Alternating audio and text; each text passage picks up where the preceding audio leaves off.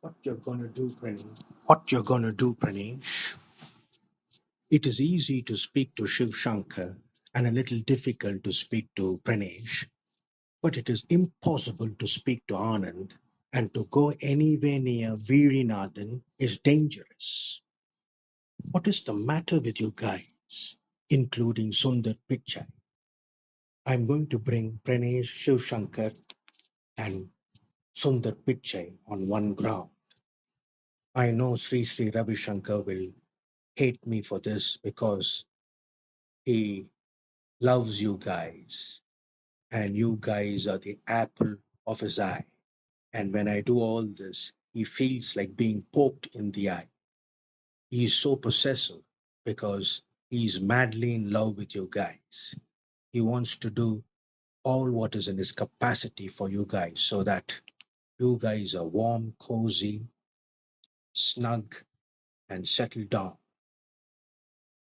But he doesn't realize that with settling down and feeling snug comes being incorrigibly smug and therefore easy to control and manipulate. The idea is to control and manipulate by creating a tremendous sense of dependency which will show up or betray itself when that warmth, coziness, and feeling snug is attacked and unsettles you.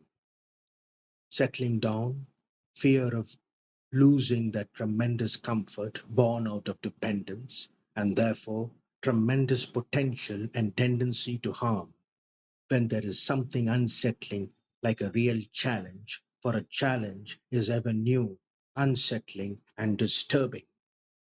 The weight of dependency is so crushing that it pins you down at the feet of the patriarchy, be it the patriarchy of Hindu gurus, Dravidianism, Karunanidhism, or Ambedkarism. Woke, woke mind virus, and all the aforementioned isms are exactly the same, or facsimiles, the same old pattern of man. I'm so sorry. You do nothing new, but repeat the same old pattern, giving it a fancy name, woke or whatever. Woke is no different from Christianity or Karunanidhism, Ambedkarism, because you're pinned down at the feet of the master and have no choice. Anyway, anyway, when were you free? The nature of the pattern is to cripple, maim, in order to create dependency, crush you, pin you down at the feet of the Master, and everlastingly pray to be healed. Maim first, and then come around as a savior to heal. Pinch your butt from behind when no one is looking, then come around and face you when everyone is looking. Wipe your tears, offer comfort, create dependency, heal only in order to control and manipulate. Women are easy prey because they feel so accosted when pinched from behind by an unseen hand. Little do the women realize that the hand that heals is the hand that pinched when no one was looking. How naive can you be? How frail can you get? You're so enamored and carried away by the succor, SUCCOR, the comfort of healing. You fail to see the bamboozle, which is maim and heal.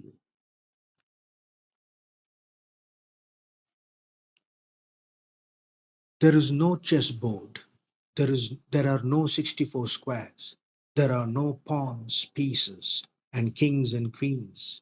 There are no players. There is no game. Then what the deuce is there? Truth. There is only the truth. Therefore, is truth experiential? Hold on to that question for the time being. We will come back to it shortly. There is no elephant or Gokul Gopisetti with which you are going to hit and destroy the king or Ramanathan. There are no chess pieces. There is no game. What are you gonna do, Pranesh? What are you gonna do?